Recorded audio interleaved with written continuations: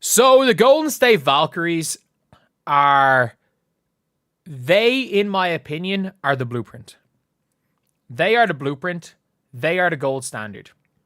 And why do I call them the blueprint? Why do I call them the gold standard? I believe they are the gold standard for what WNBA teams need to do. And the reason why I think they're the gold standard, it's nothing to do with their record. It's nothing to do specifically with their... I think Nakase is a good coach. I think she's a real good coach, in fact. But I don't think Nakase, she's going to win Coach of the Year, and she deserves it. I don't think she's as good a coach as people like are making her out to be. I think that what we have seen with the Golden State Valkyries is they have exposed the fever, mostly, but they've exposed the entire WNBA. They've exposed the old WNBA. And I mean that when I say that. The reason why I'm going to title this They Exposed the Fever is because what did the Indiana Fever do?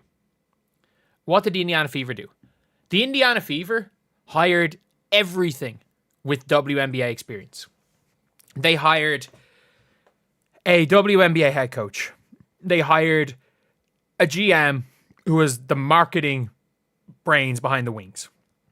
They hired a president of basketball who, yes, came from the Pacers, but also came from the Fever. So starts making all old WNBA decisions. Let's not forget, the first thing they did was let's try to bring Natasha Howard back. And I don't think Natasha Howard's been bad, but Natasha Howard is a good player. But she's not a modern player. She is a 5 in the body of a 3. She's a non-shooting, non-floor spacing power forward. And the Golden State Valkyries are exposing the entire WNBA. And the reason why I'm getting more angry at the Fever is the Fever had an entire front office overhaul and somehow are behind the 8 ball. The Golden State Valkyries went out. And by the way, if you asked me what I wanted in the offseason for the Fever, I said for the Fever, I wanted defense, running, 3-point shooting. The Fever got all of that, but they got defense with nothing else. In Bree Turner, they got Natasha Howard, who used to run, and they got 3-point shooting in Sophie Cunningham. Does Sid Colson do any of those 3 things? No, not really. Sid Colson's a 5-minute per game energy player. I don't even hate the Sid Colson thing. I hate the Sid Colson signing because they only went out with 11. If we had a legit backup point guard, as in a Wheeler or a Grace Berger or something, or if we had managed to get ourselves find a way to get a Julie Van Loo, find a way to get a legit backup one. If that had happened with Sid Colson as a 3rd string, I don't mind it. Just like I liked when Sid Colson was there when it was Caitlin, Ari, and Colson. I like Sid Colson being on the roster. I didn't like Sid Colson as a rotation player. But clearly that's what she came to the Fever to do. Sid Colson was playing a career high in minutes this year. But yeah, it's one of those things. Natasha Howard, look, I'm going to say this. I liked, unpopular opinion, we can all talk about hindsight, but the DeWanna Bonner edition, based on how she played for the Sun, looked like a good addition. She didn't fit from second 1 with this team. From second 1 of preseason, DeWanna Bonner did not fit, but the DeWanna Bonner signing makes sense. The Bree Turner signing makes no sense. The keeping Demiris Dantas makes no sense. We have a bunch of one-dimensional players, but if you look at this team, Carla Late's one of the quickest guards in the league. Caitlin Chen is a safe pair of hands. 12th man, it is what it is. Letitia Amiher is defense, athleticism. Kayla Thornton, jack of all trades. She gets bored, she plays defense, she hits shots. Kayla Charles, she plays defense, she hits shots, she runs. Ileana Rupert, she plays defense, she's a stretch 4, she spreads the floor. Janelle Salon, stretch 4, plays defense, spread the floor. Temi, rim running center, elite defender, can spread the floor if needed. Temi is a way better 3-point shooter than people think. She's probably shooting in the third. What's Temi? I wonder what Temi's shooting from the 3-point line this year. My prediction would be high 20s. It's better than Dantas. She's a better shooter than Dantas. But, Temi is shooting...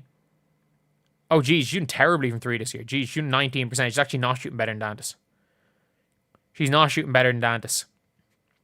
But she has been shooting better over the last couple of games. She has been. Jesus, I didn't realize that. But Temi can shoot a little bit. I watched her, obviously. She can shoot a little bit. But Jesus Christ, no, I'm wrong with that. She's shooting 19% from the free throw line. She's shooting. What is Damiris? I wonder what Damiris Dant is shooting from the 3-point line. Like, it can't be that much higher than 19%. She's shooting 30% from the field. She's shooting 23% from a 3-point line. Barely better. Tiffany Hayes. Again, high energy, plays defense, shoots. Kate Martin plays defense, shoots. Veronica Burton plays defense, can run the show, shoots. Chechi Zandalasini plays defense, shoots. Monique Billings plays defense, runs, and can kind of shoot the ball as well. She can kind of shoot it from mid. This is an entire modern basketball team. They took a bunch of players that nobody else wanted. I do not think there was that much of a market for Janelle Salon. I don't think there was a crazy market for Janelle Salon. I think that the Golden State Valkyries got her. I don't think there was a crazy market for her. Because there was not one WNBA GM or person that went to scout her in Italy. Maybe there was, but like not that we've seen. Amber Cost and Kelly Krause don't have a scout overseas. They don't scout overseas. They don't.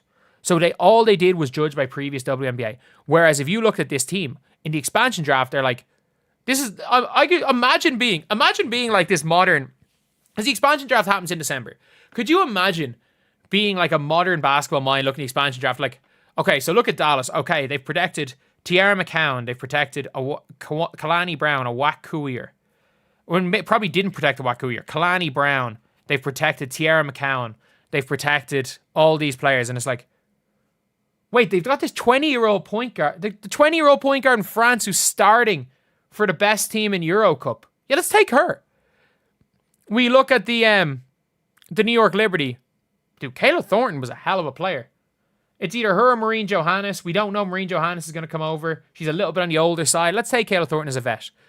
The Dallas Wings just cut their athletic defender who can shoot. Let's bring her in. Wait, the Atlanta Dream they've just brought in Carl Semesco, this 3-point shooting coach, and they haven't protected this elite 3-point shooting center who's going to make the All EuroLeague first team. She didn't in the end, but it was looking like she was start. Let's take her in. The Indiana Fever protected Dantas over Temi. Let's bring her in.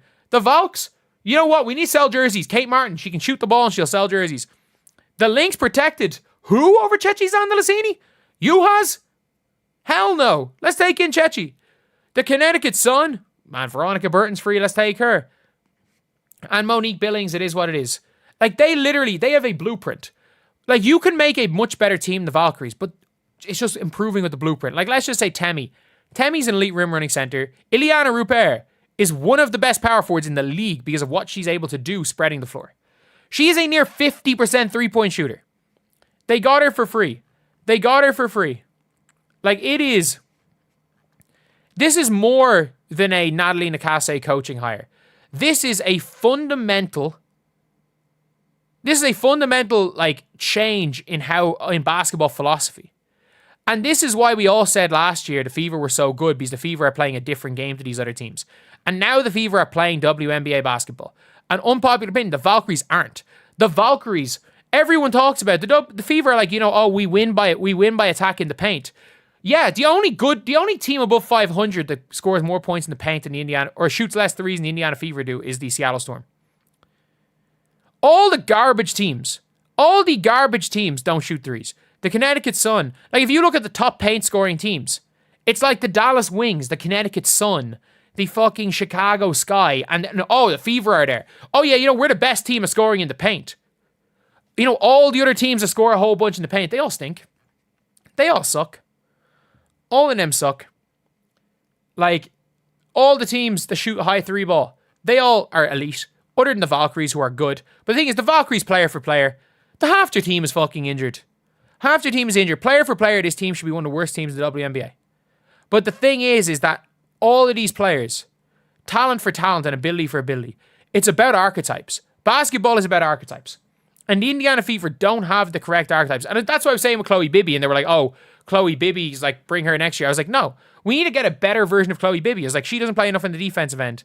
It's like, you want a stretch 4 who can spread the floor, has a little bit of a handle and has some guard skills. You need a Janelle Salon. Like, that was my ideal.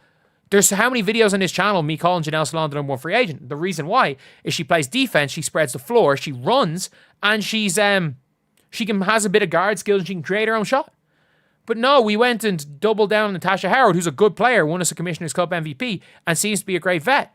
But it's like, the dynasty does not, like, you're not winning a championship with Natasha Howard as your power forward in 2025. There's too many good teams to play modern basketball. And the Indiana Fever have been completely exposed by this team because they just shoot the 3-ball. The Indiana Fever have the mentality of 2014 NBA being like, oh, this jump shooting teams can't beat us. We're never going to lose to a jump shooting team. You can't win without bigs. You can't win by jump shooting. You'll never win a championship. It's literally like scrolling back 10 years ago in the NBA where nobody believed in the Warriors, and the Warriors just like, well, yeah, let's just play like this. 3 is greater than 2.